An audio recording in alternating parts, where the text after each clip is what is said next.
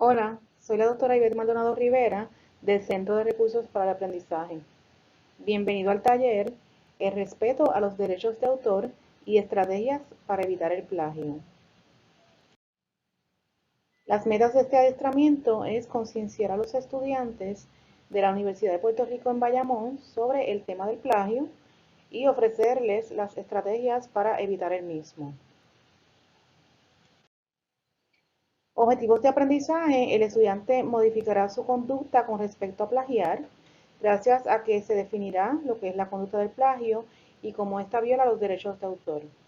El estudiante conocerá las leyes y normas que sancionan el plagio y el estudiante identificará diversas estrategias para evitar el plagio. Ejercicio: copias párrafos de diferentes libros hasta lograr redactar un ensayo y no señalas las fuentes de información. A. Correcta. Es muy difícil hacer referencia a información de tantos libros diferentes. B. Incorrecta. Solo se permite copiar un párrafo dentro de un trabajo sin tener que señalar la fuente. C. Correcta. Unir muchos párrafos en un solo texto es una creación que no tiene que ser referenciada. D. Incorrecta. Copiar los párrafos sin las citas correspondientes constituye plagio. La respuesta correcta es incorrecta. Copiar los párrafos sin las citas correspondientes constituye plagio. Para hablar sobre plagio tenemos que comenzar explicando lo que es propiedad intelectual. Propiedad se considera que es todo objeto susceptible de apropiación que sea percibido por tacto, vista o audición. También aplica a todo tipo de formato, tanto impreso como formato electrónico, como por ejemplo internet o información que está en un CD.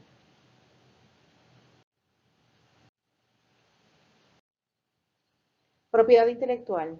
Está relacionada con la creación de las personas, como son los inventos, las obras literarias, artísticas o científicas, los símbolos, los nombres y las imágenes.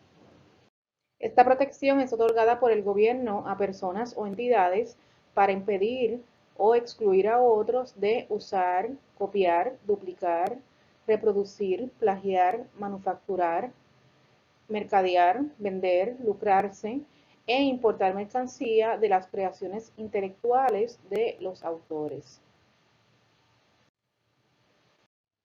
El permiso que se otorga no es el derecho de elaborar, usar o vender, sino que es no permitir a otros el usar, vender o mercadear la propiedad intelectual de otros autores, aunque pues, finalmente se protege al autor.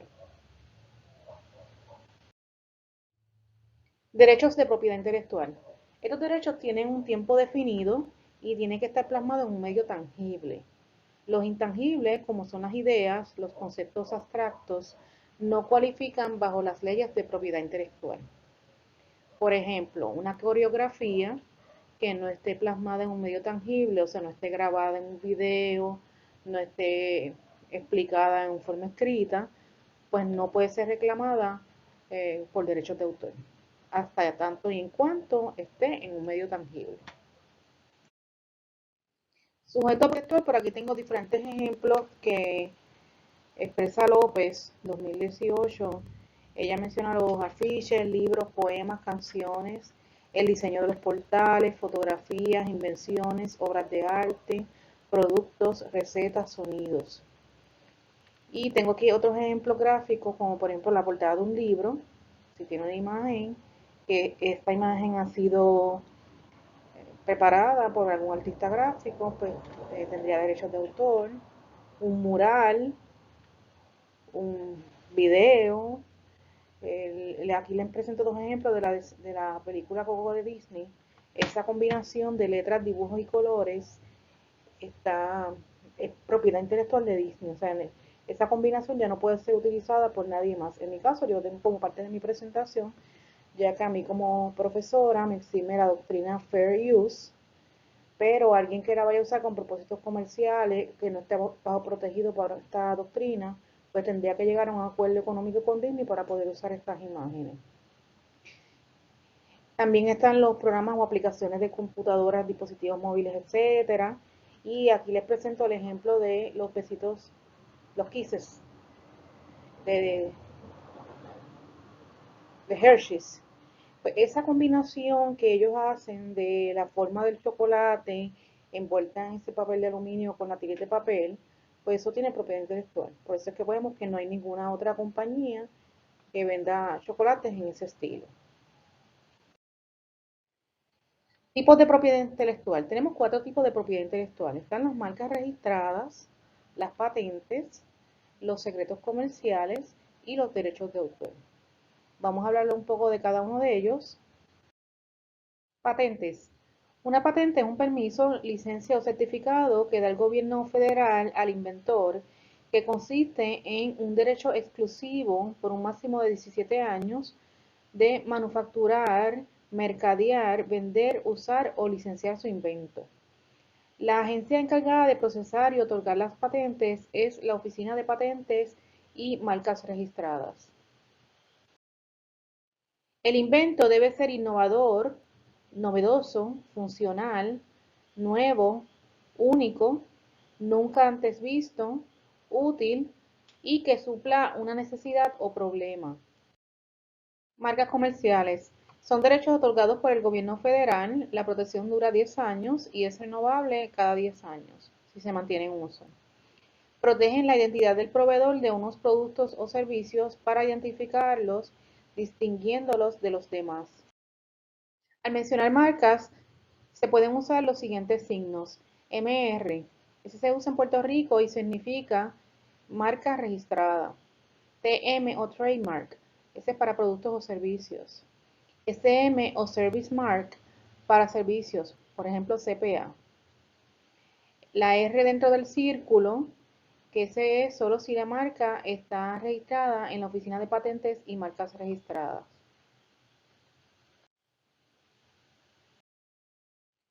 Excluyen a otros de utilizar una palabra, olor, símbolo, frase, color, emblema, signo, medio, logotipo, diseño, leva, movimiento, forma, sonido o cualquier combinación de estos, que identifican a un producto o fuente del mismo. Vamos a ver algunos ejemplos de estos. En el caso de los diseños y logos, les muestro aquí el símbolo de Nike, BMW, Splenda.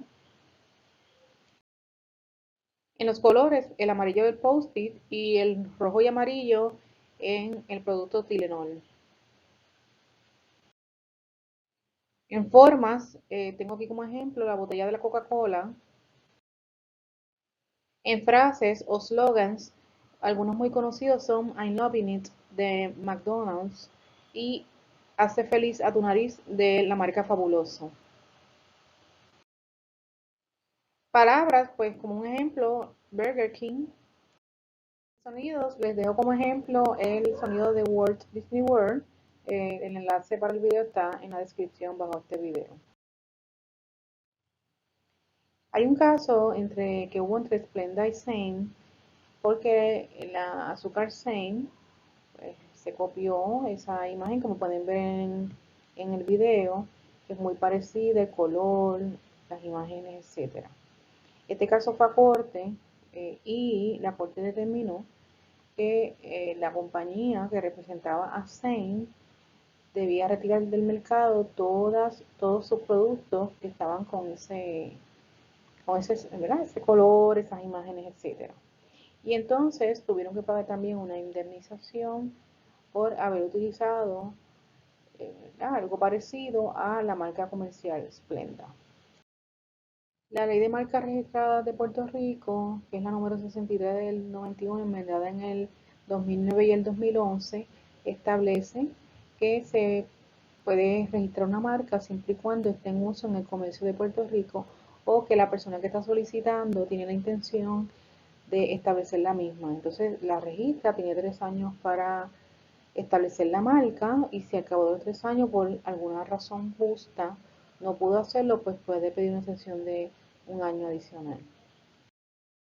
Se registran a nivel local, o sea, estatal, en el Departamento de Estado de Puerto Rico, tanto de forma presencial como electrónica, o a nivel federal, se hace de forma electrónica en la dirección que aparece en pantalla a través de la Oficina de Patentes y Marcas Registradas. Ambos registros tienen normas que gobiernan sus procedimientos, así que hay que tener eso en mente que los procedimientos son diferentes. Los secretos comerciales son un conjunto de conocimientos, ideas e información comercial que no son generalmente conocidos por mucha gente de la compañía. O sea, casi siempre se mantiene entre los altos ejecutivos. Son de carácter único, confidencial y especializado y privilegiado, que le pueden conferir al poseedor una ventaja comercial extraordinaria sobre su competencia. Pueden ser recetas secretas, un proceso de manufactura, compuestos químicos, maquinaria o herramientas. No son registrables. La compañía lo que tiene que encargarse es de guardar ese secreto. Ejemplos de marcas comerciales con secretos comerciales, pues la fórmula de la Coca-Cola, la receta de las 7 hierbas y especias de KFC y la mezcla del lubricante WD-40. En la descripción debajo de este video les comparto un video, un enlace a un video bien interesante sobre lo importante que resulta para la economía estos secretos comerciales. Llegamos al tema de los derechos de autor, que es el tema más relacionado de los 4 tipos de propiedad intelectual en relación con el plagio, que es el tema que nos toca en este adiestramiento. Los derechos de autor promueven la creatividad. Se refiere a un conjunto de normas y principios que regulan los derechos morales y patrimoniales. Esos derechos morales y patrimoniales los vamos a explicar más adelante. La ley los concede a los autores por el mero hecho de la creación de una obra literaria, artística o científica, tanto publicada como que no se haya publicado. Existen 2 tipos de derechos de autor, como ya dijimos, los morales y patrimoniales. Los derechos patrimoniales son los derechos de explotación sobre la obra, o sea, el poder sacarle dinero, como dice la diapositiva, de índole económico, por lo general. Se incluyen en estos derechos de explotación la reproducción, la distribución, comunicación pública, puesta a disposición y transformación. Los derechos morales son inalienables e intransmisibles, o sea que a diferencia de los anteriores, no se transmiten. En mi caso, por ejemplo, yo publiqué un libro donde pues, le cedí una editorial gran parte de los derechos para que me publicaran el libro de forma gratuita, pero mis derechos morales como autora siempre permanecen conmigo. Estos son derechos de atribución. Atribución se refiere a que siempre se me reconozca como autora. Retractación de la obra, o sea que si yo en algún momento cambio de opinión, expresé una teoría, no sé, y después no quiero, entiendo que ya esa teoría no, o sea, que no es correcta, pues yo me retracto de aparecer como autora de esa obra. Está la integridad, que es impedir la mutilación, deformación, destrucción y presentación pública.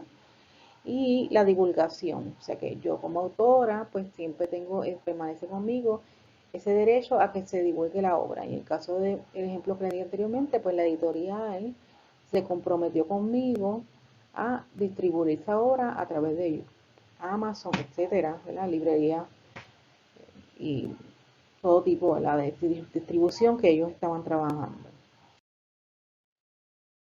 La protección que ofrece los derechos de autor es durante la vida del autor más 70 años luego de su muerte. También está el caso de los autores institucionales. Es esta obra que ha sido escrita por una o varias personas en el ejercicio de su profesión como parte, ¿verdad?, de su contratación. Y entonces el autor no va a ser esa persona ni el grupo de personas, sino la institución. Pues en el caso de las obras, que eso se le conoce como made for hire, pues es 95 años desde la publicación o 120 años desde su creación, lo que sea menor. Esto también aplica a las obras anónimas, seudónimas, entre otras. Los derechos asociados al derecho de autor son pues, hacer copias de la obra o el trabajo original, hacer obras o trabajos derivados del trabajo original, reproducir o permitir la reproducción de la obra, distribuir las reproducciones y hacer pública la obra. El registro no es necesario para que una obra esté protegida, porque los autores están protegidos, en el caso de Estados Unidos, por el título 17 del US Code. Esto surge con el Tratado de Berna, que lo vamos a explicar más adelante. Tan pronto un autor completa una obra en un medio tangible, o sea que un medio que permita hacer copias. Si tiene el registro, pues hay más posibilidad de prevalecer en los tribunales, o sea que lo ideal sería que cuando uno publique, pues uno registre. Porque en caso de violación, pues uno podría ir a corte, pero no tendría derecho a los daños estatutarios ni gastos de abogado. Se recomienda registrar en ambas jurisdicciones, tanto estatal como federal. No es requisito, pero sí se recomienda que se escriba el año de creación de la obra, el nombre del autor y algún alerta de copyright que podría ser el símbolo de la C dentro del círculo o la R dentro de un triángulo, que eso se usa en Puerto Rico, la palabra copyright o la abreviatura COPR. Ok, llegamos al tema del plagio.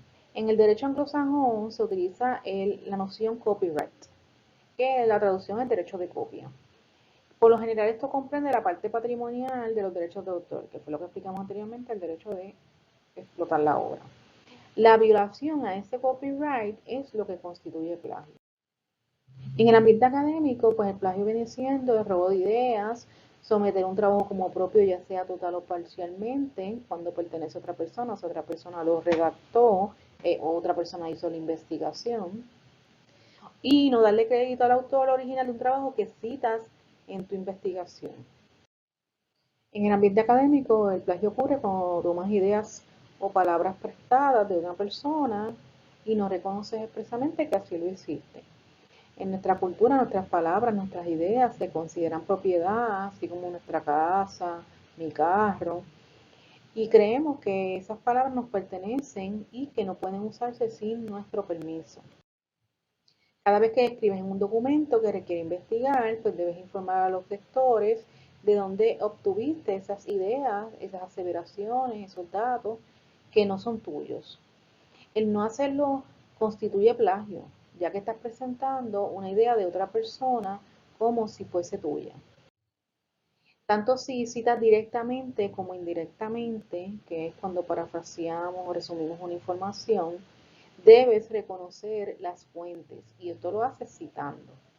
De esa manera obtienes un permiso, ¿verdad? Que no es un permiso como tal de que tú le escribes al autor, por favor permítame citarle, sino que eso es un tipo de permiso porque al estar en un ambiente académico nos exime una doctrina que se llama fair use, eso lo vamos a explicar más adelante, y pues de esta manera, al tú citar, pues estás obteniendo ese permiso. Estudios demuestran que el 40% de los estudiantes admiten plagiar. Nos referimos, ¿verdad?, a nivel superior. Yo digo, pues mira, eso dice 40% del estudio, pero posiblemente el porcentaje es mayor, eso los estudiantes no admiten, algunos de ellos, plagiar. Y entonces, pues esta es una situación que está rampante. Donald McCabe, que es el fundador del National Center of Academic Integrity, expresa que el problema del plagio se agravó con la llegada de Internet, porque es muy fácil para los estudiantes hacer cut and paste y los estudiantes lo consideran correcto. El plagio constituye una ofensa muy seria. Si se descubre que plagiaste tanto de forma involuntaria o voluntaria, puedes enfrentar consecuencias graves. Los derechos de autor son avalados por diferentes leyes, normas y reglamentos que voy a exponer a continuación. Los derechos de autor tienen base constitucional porque en el artículo 1, sección 8 de la Constitución de Estados Unidos establece que el Congreso tendrá poder de puntos suspensivos para promover el desarrollo de las artes y las ciencias, asegurar por un tiempo limitado a los autores y a los inventores el derecho exclusivo sobre sus respectivos escritos y descubrimientos.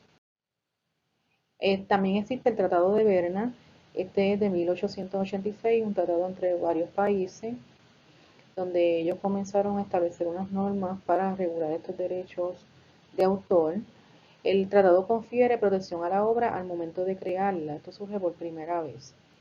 O sea que la obra no tiene que estar publicada para estar protegida. Por lo tanto, se cubren se protegen las obras no publicadas. Otro acuerdo de ese tratado fue que las obras de los nacionales y de los extranjeros tienen los mismos derechos y reconoce los derechos morales.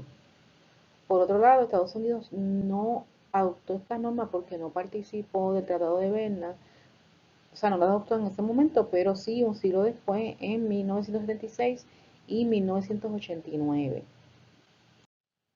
Está la Declaración Universal de los Derechos Humanos, la Ley Federal de Copyright Act, como mejor conocida, que es la Ley Federal de Derechos de Autor de 1976, enmendada por el Copyright Term Extension Act. Esta protege la explotación económica por 70 años. Está el Teach Act, que atiende asuntos de educación a distancia. El Virtual Arts Rights Act de 1990, que trabaja con los derechos morales, lo aplicamos anteriormente.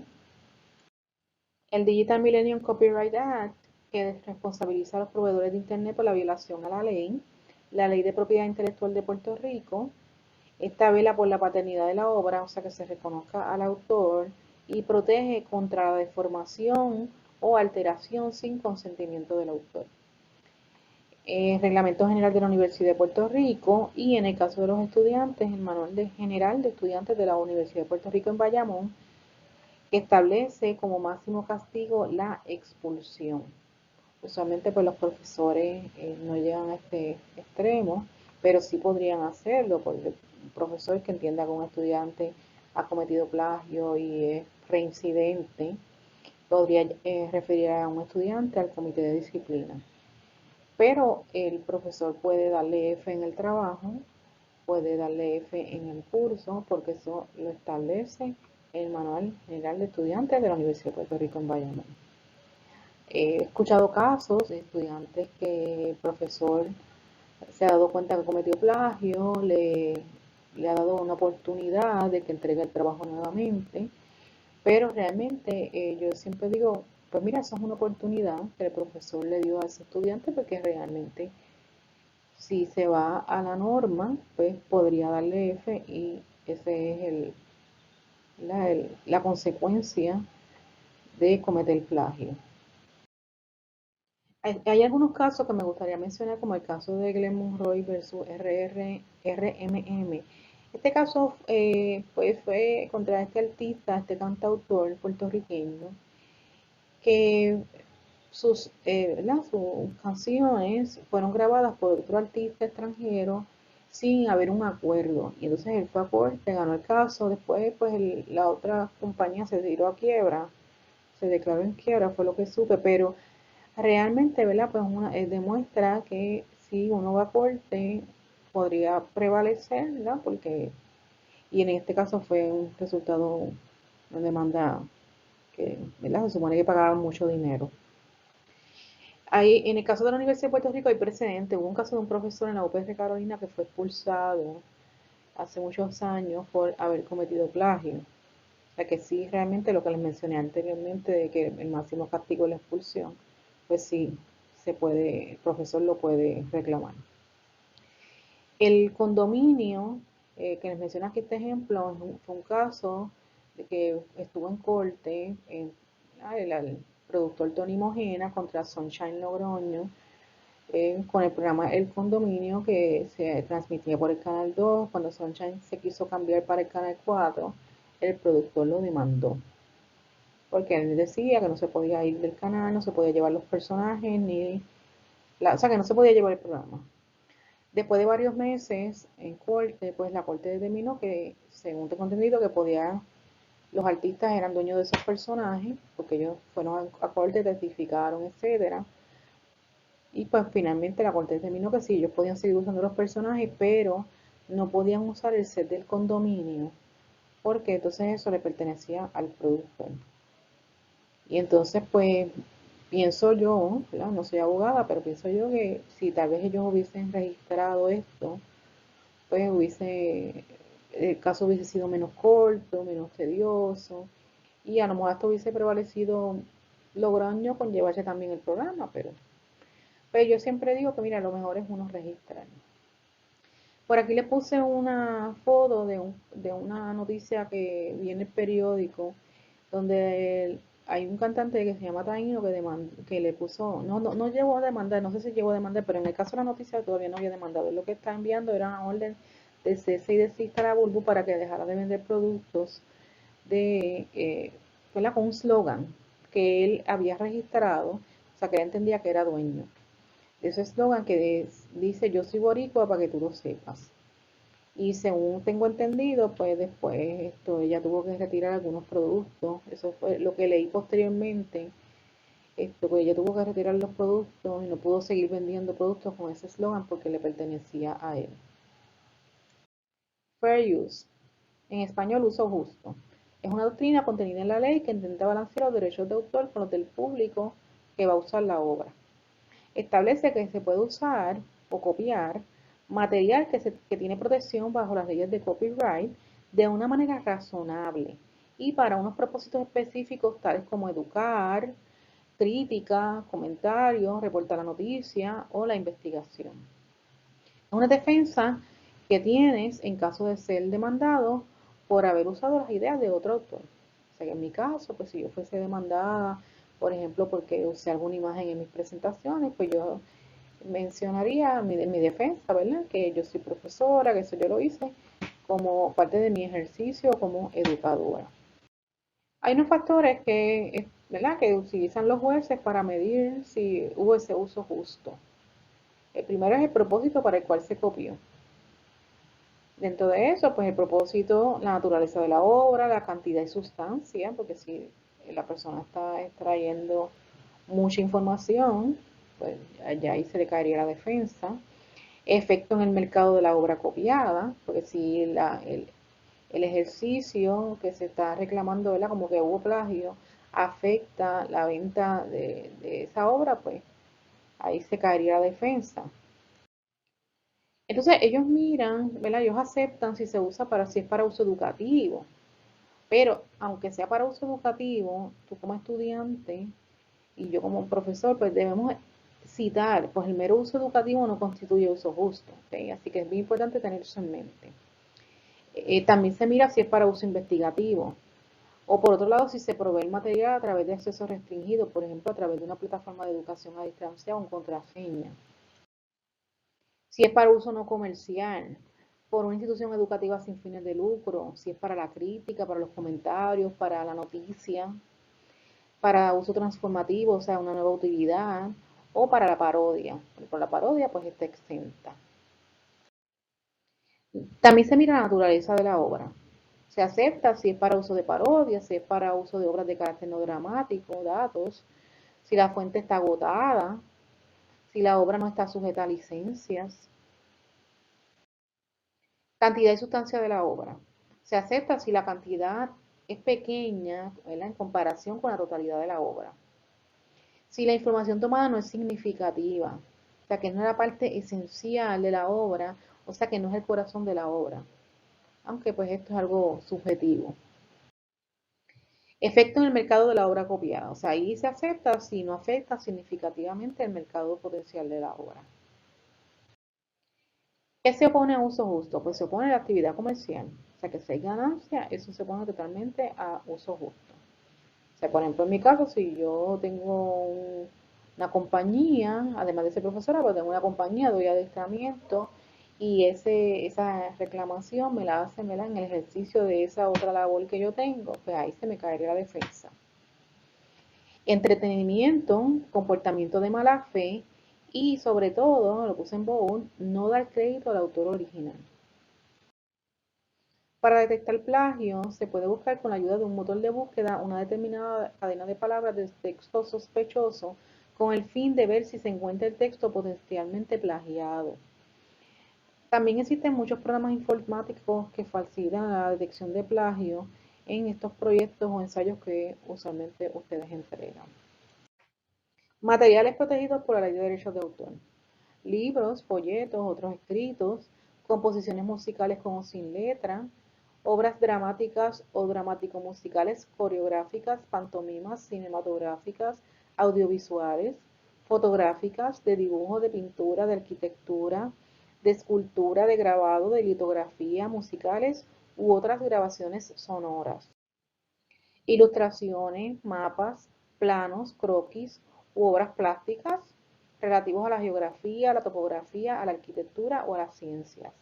Programas de computadoras, personajes literarios y de caricaturas, entrevistas, los portales de internet, bien importante, que este es uno de los problemas que hay en plagio en internet con los estudiantes, porque se asume que si está en internet pues es gratis y no tiene derechos de autor. Para cumplir con la doctrina de uso justo, pues lo que se recomienda es incorporar en la dirección electrónica de un portal, creando un enlace en lugar de copiar la información e incorporarla dentro del texto. En aquellos casos que cites una porción de un documento electrónico, debes reconocer la autoría. Materiales no protegidos. Trabajos no fijados en forma tangible, tales como obras coreográficas no escritas ni grabadas, discursos improvisados o presentaciones no escritas ni grabadas. Títulos, nombres, frases cortas, lemas, símbolos o diseños familiares, meras variantes de decoración tipográfica, letras o colores o mera lista de ingredientes o contenidos. Ideas, procedimientos, métodos, sistemas, procesos, conceptos, principios, descubrimientos, aparatos, como diferenciaciones de una descripción, explicación o ilustración. Las leyes, reglamentos y más normas. En el caso de las leyes, reglamentos y normas, deseo aclarar que aunque la ley no requiere que uno lo cite, ¿verdad? Porque aquí está diciendo que no está protegido por la ley de derechos de autor. Debemos citar por dos razones. Vamos a empezar por explicar eso. Uno cita para reconocer ese autor, o sea, en otras palabras, para no cometer plagio. Pero hay otra razón que es para darle autoridad al escrito. En el caso de las leyes, reglamentos y normas, pues se recomienda citar, porque aunque la ley no lo exige, pero si esto le da autoridad a un escrito, porque ¿qué más autoridad que una ley, una norma, un reglamento? Las obras como concordancias, correlaciones, comentarios y estudios comparativos de las leyes, estas sí están protegidas en lo que tengan del trabajo original del autor. Pero como ya expliqué, pues es recomendable en el caso de las leyes, normas y reglamentos, pues también citar, aunque la ley no lo exija. Tampoco están protegidas las obras cuya información es de conocimiento público y no representan un trabajo de autoría original, como por ejemplo los calendarios, tablas de pesos o estaturas, cintas métricas, reglas y listas o tablas obtenidas de documentos públicos u otras fuentes de uso común. Existen dos tipos de plagio, el plagio deliberado o intencional y el plagio accidental o inconsciente.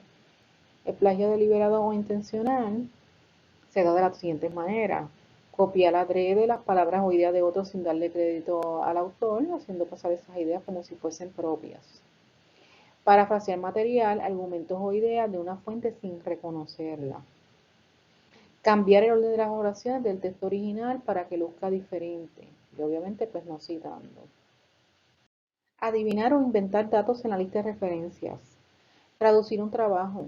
Comprar o tomar una idea, por ejemplo descargarlo de internet, o un trabajo de otro y someterlo como si fuese propio. Solicitar a otro que escriba parte o todo el trabajo. Y está el autoplagio, que es cuando presentamos un trabajo de otro curso como si fuese nuevo. El plagio accidental o inconsciente, que es el que se da por falta de conocimiento, pues se puede dar de la siguiente manera: la persona no sabe citar correctamente, parafrasea sin aligerarse del texto original porque no sabe hacerlo, desarrolla pensamientos o ideas basadas en ideas ajenas sin dar crédito al autor, cita algunas fuentes pero otras no, por descuido, porque se le olvidó. Por eso es recomendable al final de que siempre que usted termine un trabajo de investigación, verifique que todas las citas están contempladas en la lista de referencias y que todas sus referencias están debidamente citadas en el escrito. No identificar dónde comienza o termina una cita. No presentar la lista de referencias. O otro que yo he visto, que no lo incluye aquí, pero ninguno de los autores que es la que yo cito, pues lo mencionó, pero estudiantes que incluyen una lista de referencias, pero no citan en el texto. Eso también es plagio. ¿Cómo evitas el plagio? A continuación voy a dar algunas ideas. Número 1, búsqueda sistemática de fuentes de información. Se trata de revisar la literatura disponible, o sea, buscar información en artículos de periódicos, páginas de internet, artículos de revistas online o empresas, libros, etcétera, enciclopedias, diccionarios, para hacer juicios acertados e informados con datos precisos y reales. Entonces, ir anotando la información bibliográfica de las fuentes que vayas, ¿verdad?, leyendo y que vayas a citar, indicando la procedencia de estas ideas, datos, figuras o otro tipo de información que no sea de tu autoría. Y esto lo vas a hacer mediante las citas en el texto y la lista de referencias. Número 2, análisis. Debes leer críticamente para llegar a tus propias conclusiones, verificar la veracidad de lo que se dice, o sea, si entras a una información y tú, ¿verdad?, debes verificar siempre si eso es real, porque en internet existe mucha información que es incorrecta y en especial está la información que le llaman fake news, que es información que es creada de forma intencional o información incorrecta para desinformar. Debes comparar varios autores, no llegar a conclusiones si no tienes datos suficientes y discernir entre lo que es significativo y lo que no lo es, entre lo que está viciado y lo que no está viciado. ¿Qué es lo significativo? O sea, vas a ir leyendo esa lectura X y, pues mira, esto es significativo, esto lo voy a citar. Lo que está viciado, lo que no está viciado, pues se refiere a información que es objetiva o no es objetiva. Entonces, esa información que no es objetiva, pues entonces no la vas a citar para tu trabajo académico. Síntesis. Aquí se recomienda resumir o parafrasear las ideas de otros usando tus propias palabras sin dejar de citar la fuente original. Siempre citar la fuente original, tanto si es una cita directa como indirecta, como dije anteriormente. No copiar literalmente todo lo que aparece en las fuentes de información.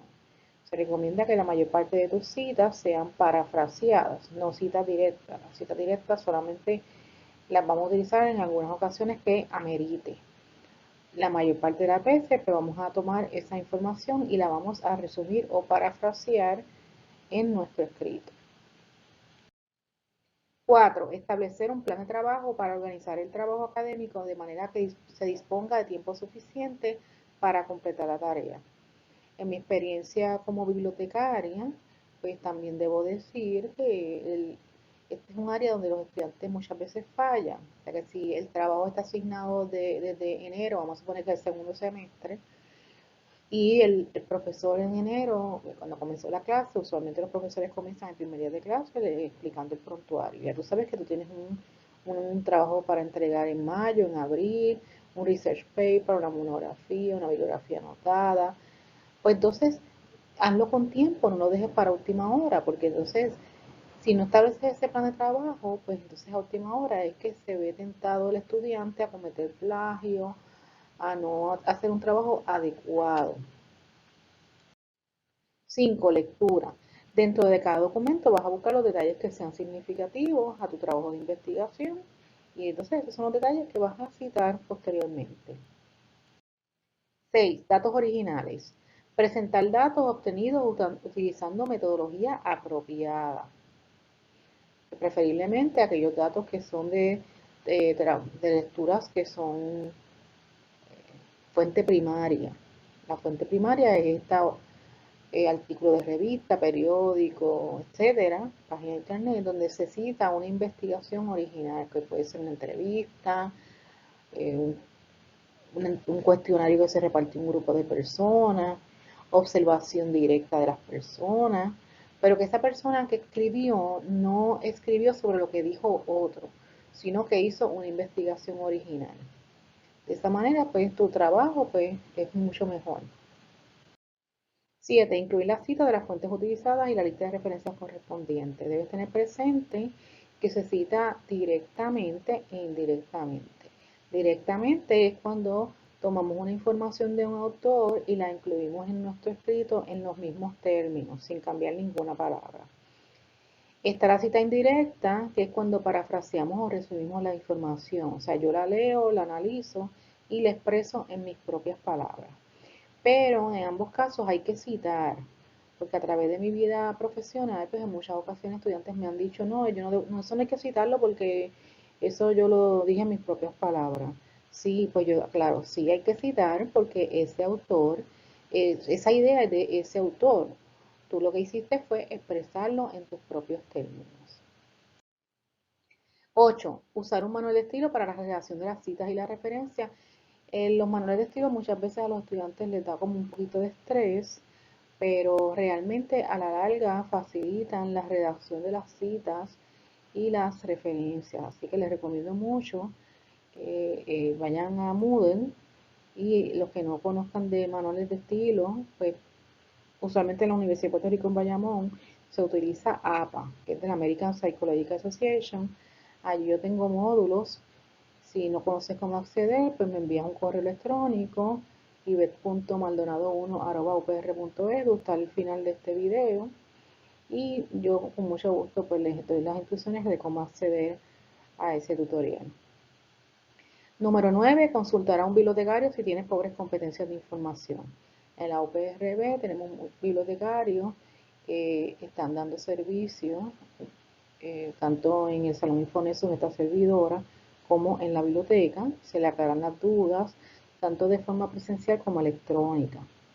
A través de nuestra página tenemos un servicio de referencia virtual en la caja de búsqueda que está en el centro, y ahí usted puede acceder y también puede hacer preguntas online si no tiene posibilidad de llegar a la biblioteca, aunque nuestra biblioteca tiene un horario muy amplio porque está de lunes a jueves de 8 a 7 de la mañana a 10 de la noche, y viernes y sábados también, aunque los sábados estamos hasta las 4 de la tarde, pero tenemos un horario bastante amplio, así que siéntanse en la libertad de dirigirse a cualquiera de los bibliotecarios. En este momento, la que estamos con esta situación, que los cursos se van todos a distancia, pues tienen ese servicio de referencia virtual.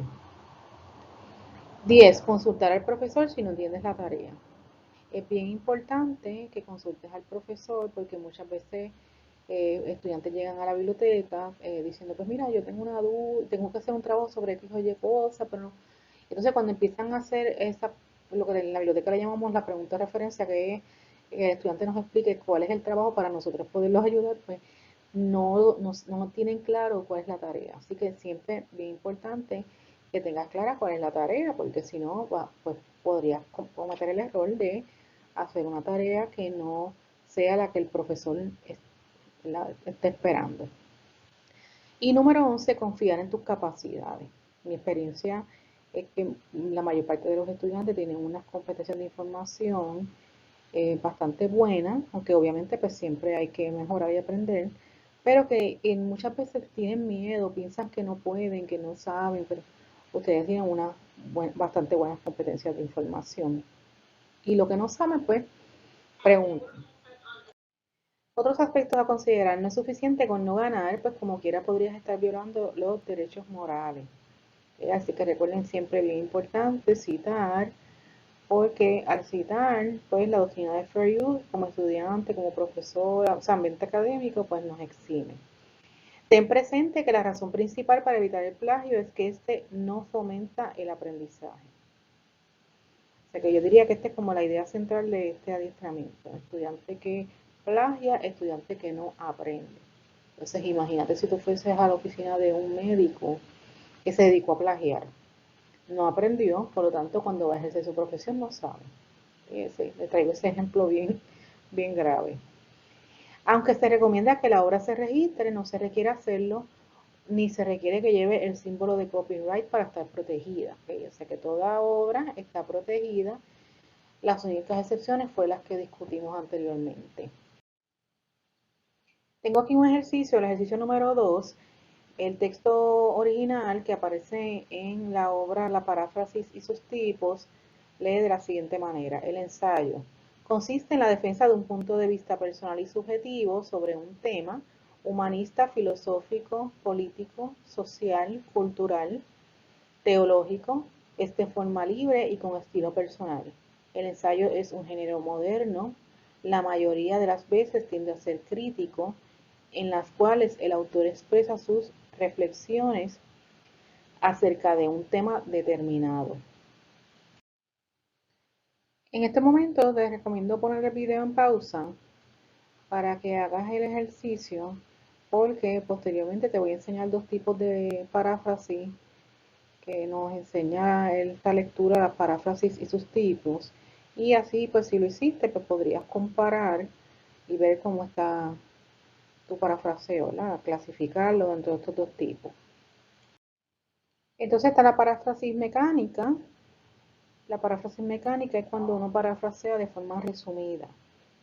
Y dice, el ensayo consiste en la defensa de un punto de vista particular sobre cualquier tema.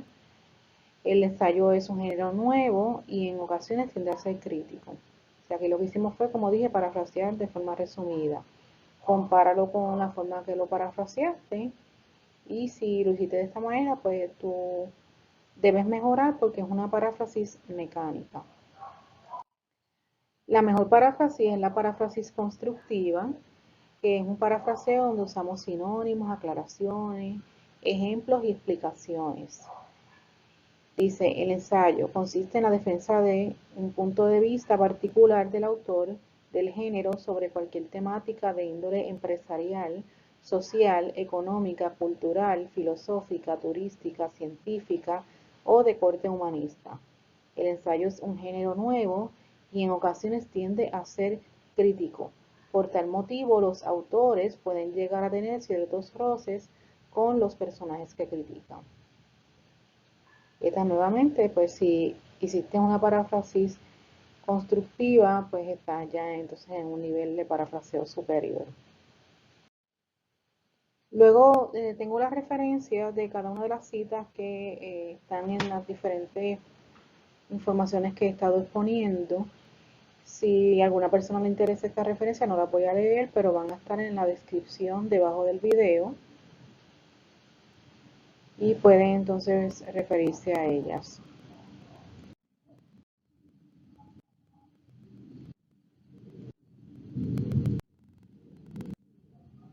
Para dudas, consulte con esta servidora, doctora Ivette Maldonado Rivera.